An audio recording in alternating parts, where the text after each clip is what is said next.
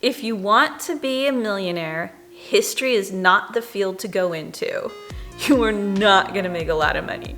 Hello, I'm Angel, and welcome to my channel, or welcome back if you're a subscriber. Today, I'm gonna talk to you about how I graduated from college debt-free. The shorthand answer is I had the post 9/11 GI Bill, but that's really too simple.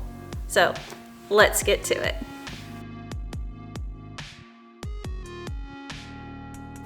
Unfortunately, there are situations where people have been entitled to and used their GI Bill benefits and either not graduated or still graduated with debt. And I think there are a couple of reasons why that happens, neither of which I'm really going to go into in this video. But the thing that I want to talk about here today is the time that it takes, and time equals money, particularly when it comes to your GI Bill benefits. Not so much with them expiring anymore, but just with how you're going to get it done.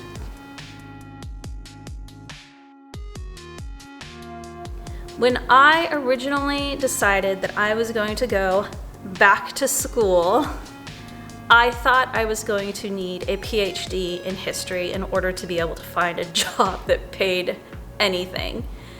So when I started out, I knew I needed to ration out my GI Bill benefits. I know people say, oh, you don't pay for a PhD, but you also don't get to live for free while you're pursuing a PhD. And that's one of the great things about the post 9/11 GI Bill, is that book stipend and the BAH. Those come no matter what program you're in. So I could use that money to pay rent and pay for books and pay for transportation or whatever else I needed to pay for while I was in a program like that. But now I don't really need to worry about it, but it's just something that I always held in the back of my mind so that I could be prepared for if and when I decided to go. At this point that I'm not going to pursue a PhD, my advisor in about my second year as an undergrad said, I don't think that you really need a PhD in order to do what you want to do. Go ahead, graduate, go out into the world, and if you find that you need one, you can always go back. And now that the post 9/11 GI Bill is evergreen, I don't have to worry about it expiring. I can go back whenever I'm ready. First, I was a transfer student. While I was on active duty, I did complete my Community College of the Air Force degree. I had a couple of other certifications, all which contributed to credits being able to be transferred in. It was also not as productive as I thought it would be. I was required to take a certain number of credits from the institution that was going to issue my degree. Even with my major and my minor, I was not going to be able to take just what was considered a full load of 15 credit hours every quarter of the primary 3 quarters that students go to school.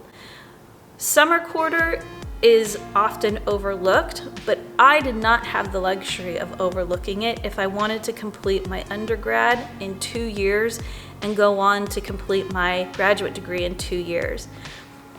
One of the reasons I think summer school is often overlooked by traditional students is because it's not funded by the state the same way that the fall, winter, and spring quarters are funded. So it costs a lot more money out of pocket.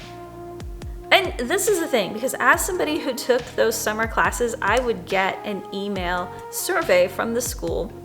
Tell us about your summer school experience. And they said, why don't more people take summer classes? Hello, have you not seen how expensive they are? Let's talk about that, shall we? And it was an anonymous survey, and I always tried to be very polite and professional, but I mean, you cannot get around the fact that it's money. It is the cost. That's all there is to it. I went to a state school. That is a big cost saver. I became a resident of the state. There is a big difference between in-state and out-of-state tuition, and there are certain grants in some states that are available to veterans. Definitely wanted to be able to tap into those resources. My first quarter at the state school was a summer quarter, and I was not yet a resident. There was a 1-year time in state requirement to become a resident of Washington State, and I hadn't yet reached it.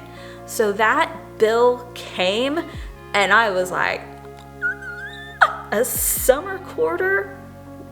Out of state residency? Holy my goodness. I was like, no wonder student loan debt is outrageous. I applied for all the grants and scholarships that I was eligible for. This is really important at the undergraduate level because funding tends to dry up and become a lot more competitive at the graduate level. I applied for so many scholarships. I ended up getting one specifically for veterans, and then as a graduate student, I got one for returning students. So students who had completed their undergrad at the school and returned as a graduate student. Neither was large, but I was very happy to have both of them. I applied for other scholarships that I did not get. I didn't get any for being a great student, which is really odd considering how good my grades were. I applied for scholarships through honor societies that I was a part of. I was in the Society for Collegiate Scholars, and that was fun. We did a lot of philanthropy. There was a day that we planted trees. That was a lot of work. I was in the National Society for Leadership and Success. I was actually on the student board for that. It was a lot of fun. I had a great time and learned so much. And it also made it easier for me, I think, to transition my military skill set to my civilian skill set. And then my favorite by far was Phi Alpha Theta, which is the National Honor Society for Historians. I never applied for a scholarship in Phi Alpha Theta. They do have them, the money is there, and I think that if you're a member, definitely look into the scholarships that they offer, what the requirements are, and if you meet them, apply. One of the best lessons I learned was not to self-eliminate. By not applying, you're not taking a risk. And sometimes that is okay. Sometimes you don't meet the criteria, so it's best to not invest the time or the organization's time in reading your package and then rejecting you. But if you meet the requirements, opt in. Yes, you're going to invest time in putting together that package, but make them tell you no. They may say yes, and you'll never have known. That's money you could have had that was left on the table that went to somebody else who might not even be as good as you. So definitely look into those scholarship opportunities. Any money that I received from my scholarship would be applied towards my bill, and I would get a check back from the school for the amount of my scholarship money. There are other opportunities that a lot of schools offer. I know that veterans, I was one of them, we don't want to take away opportunities from other students who don't have the same benefits like the GI Bill that we have. But a lot of times those positions in the Veterans Resource Center are reserved for veterans. So you're not competing or taking anything away from the general student body. Now, I don't know if that's true everywhere, but that's been the case the places that I've looked. The post 9/11 GI Bill pays out a stipend and it pays out a BAH entitlement, both of which I was able to save in the quarters that I had the GI Bill. The quarters that I did not use the GI Bill, I used the Washington State Veterans Grant, and then I still had my scholarship money for that quarter paying in, and I was able to use the money I had saved from my BAH and my book stipend to apply towards my tuition for those quarters. I timed it so that the summer quarter was a GI Bill quarter. This is really helpful because I did my internship over the summer, and my internship was an unpaid, out-of-state program. I applied this same technique to my graduate program, though not as effectively because, like I said, there are fewer scholarship resources at the graduate level. I was extremely privileged to attend school after retiring from the military. So I do have a pension, and that helped a great deal. Also, I'm married, and my spouse is active duty at the time, had his income. My husband and I have always been a bit frugal, and we want to make good investments with our money. So opting for me to go to school full-time and not work, it didn't really cost us anything. It slowed down the rate that we were able to save and the rate that we were able to invest.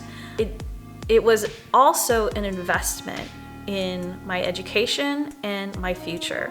That's my story. That's how I was able to finish my undergraduate degree and my master's without any college debt. I know this isn't possible for everyone, but I hope that at least a few of the tips that I've given you are applicable. I'll see you next time. Bye-bye.